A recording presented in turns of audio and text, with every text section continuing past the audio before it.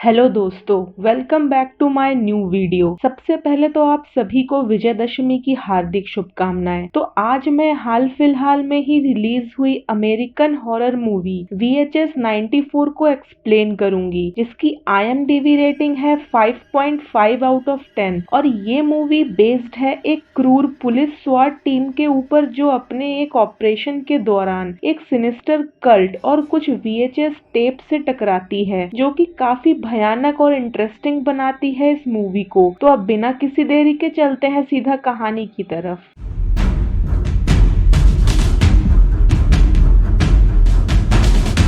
कहानी की शुरुआत होती है एक सफेद पोशाक वाली महिला से, जो अपने हाथों पर एक सफेद पदार्थ को इनहेल करती है, और बाद में वही महिला जिसकी आंखें निकल चुकी थी वो 1 से 10 तक गिनती करती है, और उसी बीच दूसरी महिला उसके पीछे से गुजरती है। हम आगे एक स्वाट टीम को देखते हैं, जिसमें स्लेटर, ऑस्लर, स्प्रेबेरी, पेवी, पेट्रो और नैश एक वेयरहाउस पर रेड करते हैं कैमरामैन गैरी के साथ मिलकर। वो वेयरहाउस के पीछे एक प्राइवेट जेट को पाते हैं, जिसमें स्पीकर से एक फीमेल वॉइस आती है with a welcome note, all are welcome, all are watching, finally followers, tonight is the night you have been waiting for, tracking my signal, the signal is the stimulant, the signal is the sedative, the signal is salivation. Officer एक tight corridor के through होते हुए कई सारे jail sales जैसे room पर पहुंचते हैं, जिनमें टेलीविजन सेट के जरिए कुछ टेप्स चल रही थी। उन्हें एक कमरे में एक आदमी बैठा मिलता है, जिसकी आंखें निकाल ली गई थी और वो आदमी मर चुका था, और उसके हाथों से एक सफेद ड्रग जैसा सब्सटेंस गिर रहा था। सस्पेक्ट्स के तलाश में वेयरहाउस के बीच से आगे बढ़ते हुए टीम VHS टेप देखे जा रहे रूम में एंटर करती है, और वहां उन्हें कई सारे और कल्टिस्ट की लाशें मिलती हैं। स्लेटर ब्लू टीम को ऊपरी मंजिल की तलाशी लेने का आदेश देता है, और बाकी के ऑफिसर्स आगे बढ़ते हैं, जहां एक टीवी पर एक न्यूज कास्ट शुरू होता है, और यहां से हमें इस मूवी की फर्स्ट VHS वीडियो दिखाई जाती है। इस वीडियो टेप में रिपोर्टर हॉली मार्कियानो अपने कैमरामैन जेफ के साथ रैटमैन नाम के एक क्रिएचर पर रिपोर्टिंग कर रही थी, जिसे माना जाता है कि शहर के सीवरों में देखा गया है। रिपोर्टिंग के दौरान होली कई सारे लोगों का इंटरव्यू भी लेती है, जिसके बाद वो दोनों एक सीवर में उतरते हैं, जहां उन्हें कई सारे बेघरों के रहने के सबूत मिलते हैं। वहां उन्हें एक आदमी मिलता है जो ब्लैक स्लाइम से पूरी तरह कवर्ड था।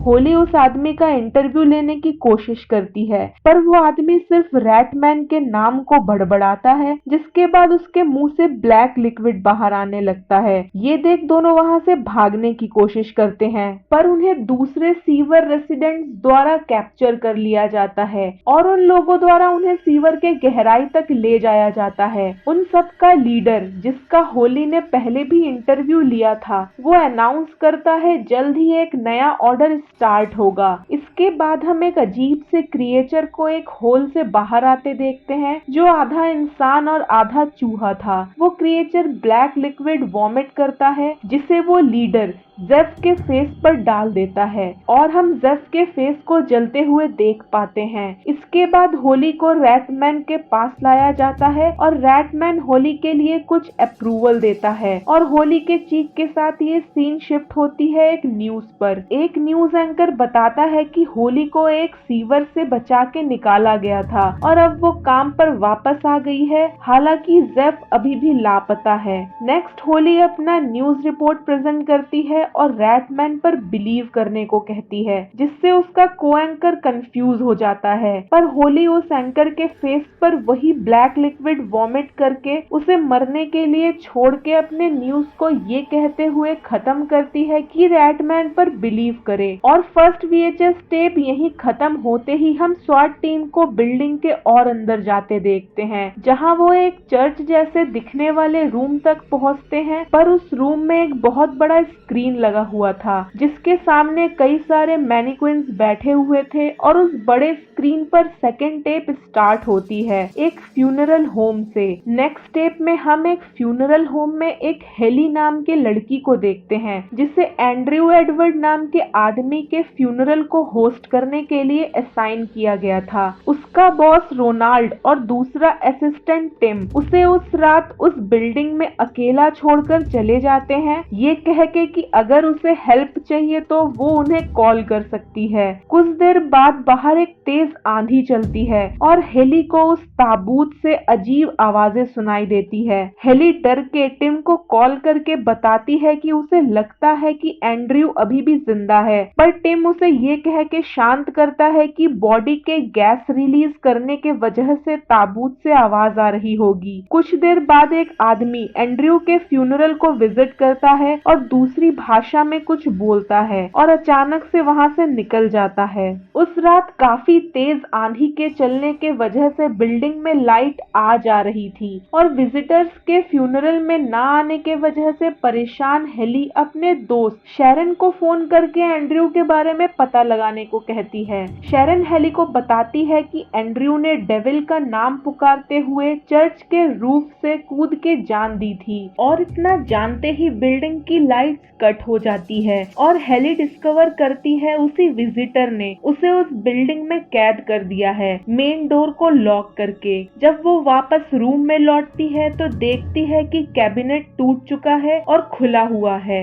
एंड्रयू की लाश हेली पर हमला करती है लेकिन क्योंकि उसके सिर का एक हिस्सा गायब था वो उसे नहीं देख पा रहा था। हेली ताबूत के पीछे छिप जाती है जहां उसे एंड्रयू के सिर का कटा हुआ हिस्सा मिलता है और उसके कटे हुए हिस्से के आंख से एंड्रयू हेली का पता लगा लेता है और उस पर हमला करता है। तभी एक टॉर्नेडो उस बिल्डिंग को हिट करती है और हम हेली को भी एंड्रयू की तरह चलते हुए नोटिस करते हैं, जिसका मतलब डेविल अब एंड्रयू के डेड बॉडी को छोड़कर हेली के बॉडी में ट्रांसफर हो चुका है। VHS की सेकेंड टेप भी यही खत्म हो जाती है और हम स्वाट टीम के मेंबर्स को फ्लोर्स पर बिखरे शरीर के अंगों, टॉयलेट्स में मैनिक्विन्स और कमरों की छतों से लटके हुए उल्टे क्रॉस को डिस्कवर करते देखते हैं। टीम घबराते हुए उस बिल्डिंग से निकलने की योजना बनाती है पर एक अज्ञात आवाज उन्हें कहती है फॉरएवर इज राइट नाउ और एक नई टेप फुटेज यहाँ से स्टार्ट होती है।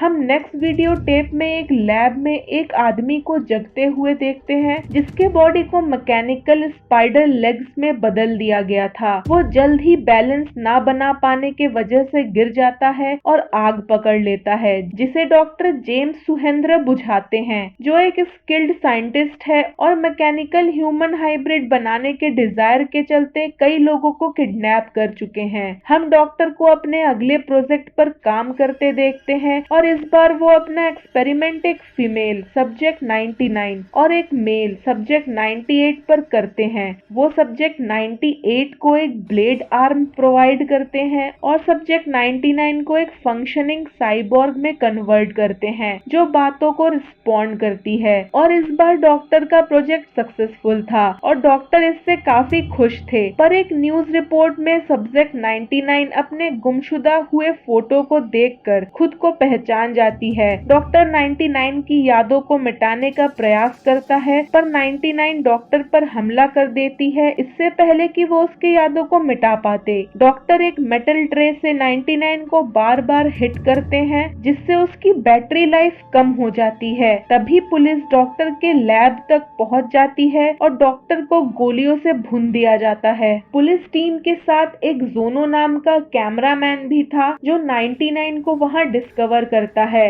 जोनो और लीडर में उसे मारने और बचाने को लेकर बहस होती है। जोनो 99 को बचाना चाहता था पर लीडर का कहना था कि 99 अब एक इंसान नहीं है, उसे मार डालना सही होगा। इसी बीच लाइट चली जाती है और 99 भी छुप जाती है जिसे जोनो देख लेता है पर किसी को नहीं बताता। तभी एक दूसरा सोल्जर एक डोर को तोड़कर बाहर निकलने का रास्ता बनाने की कोशिश करता है पर एक एक्सप्लोजन के साथ उन्हें डॉक्टर की रिकॉर्ड की गई वॉइस सुनाई देती है जिसमें डॉक्टर ने कहा था कि उसकी जिसकी क्रिएशन सिर्फ उसकी है और जो उन्हें ले जाने की कोशिश करेगा वो मारा जाएगा। तभी 98 उठ के सबको मारने लगता है, पर जोनो और लीडर 98 पर ग्रेनेड फेंक के वहां से बच निकलते हैं। 99 दूसरे सोल्जर्स से बचते हुए एक रूम में खुद को बंद कर लेती है और डॉक्टर के कई सारे फेल्ड एक्सपेरिमेंट्स को डिस्कवर करती है। उसी रूम में वो खुद के साइबॉर्ग बॉडी के ब्लूप्रिंट्स और अपने आधे कटे फेस को देखती है और फर्स्ट टाइम वो मिरर में खुद के न्यू मशीन फेस को देखकर गुस्से में उस मिरर को तोड़ देती है। उसी रूम में उसे डॉक्टर द्वारा बनाए गए उसके लिए वेपन भी मिल जाता है, जिससे वो खुद को बचाते हुए आगे बढ़ती है,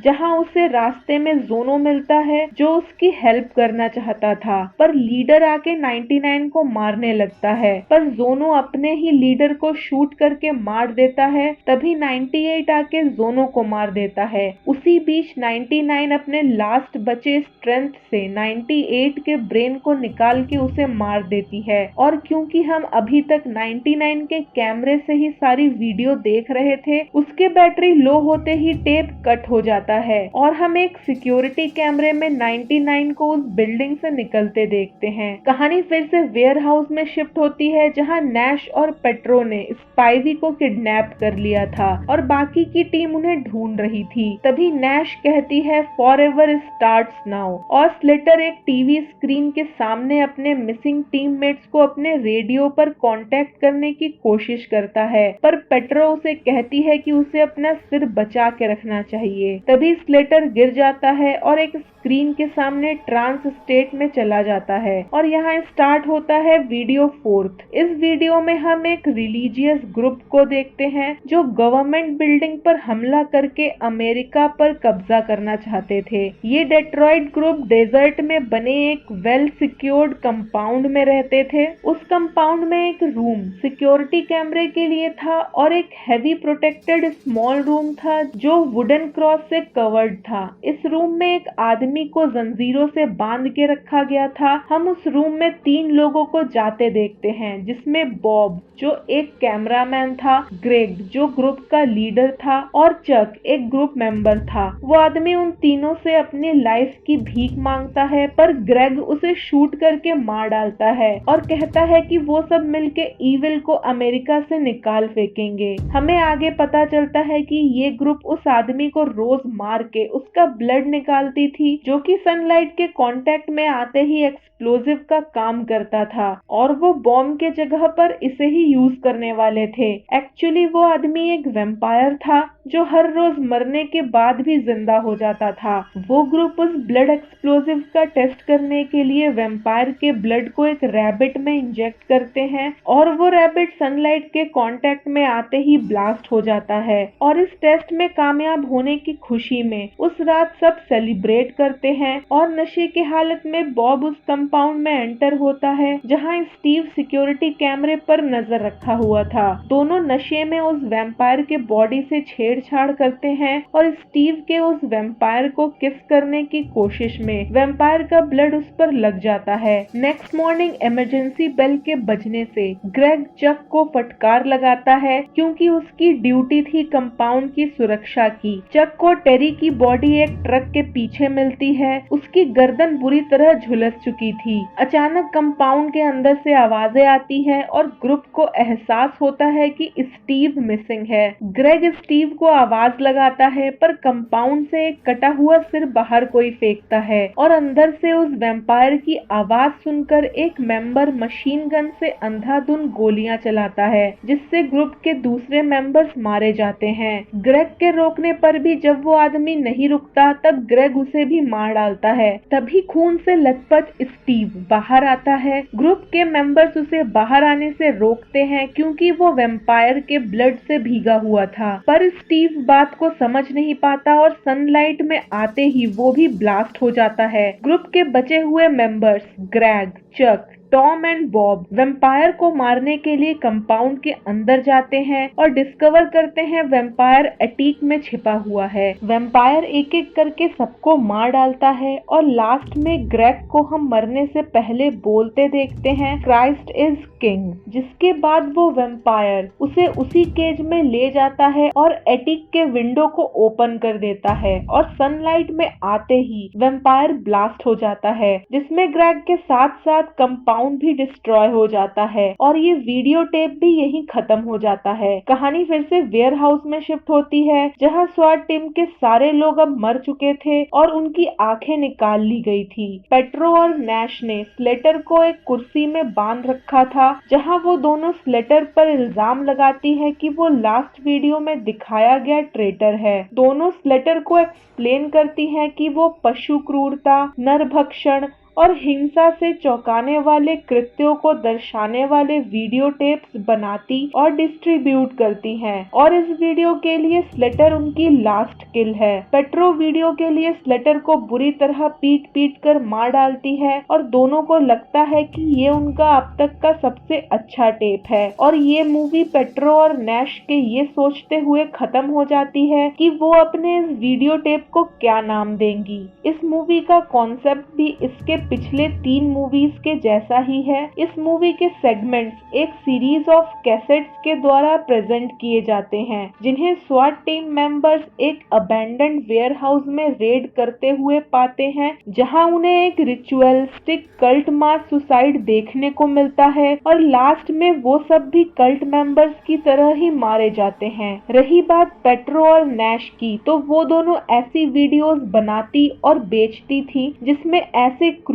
और खतरनाक चीजें दर्शाए गए हो जिन्हें देखकर रूह कांप जाए और स्वाट टीम भी उनकी इस चाल का एक मोहरा बन के फंस जाती है, बाकी के लोगों की तरह ही। आई होप आप सबको ये वीडियो अच्छी लगी होगी। ऐसे ही एक्सप्लेनेशंस के लिए वीडियो को लाइक करें, शेयर करें और कमेंट करें आपको वीडियो कैसी लगी और चैनल को सब्सक्राइब जरूर करिएगा। मिलते हैं अगले वीडियो में, तब तक के लिए बाय बाय।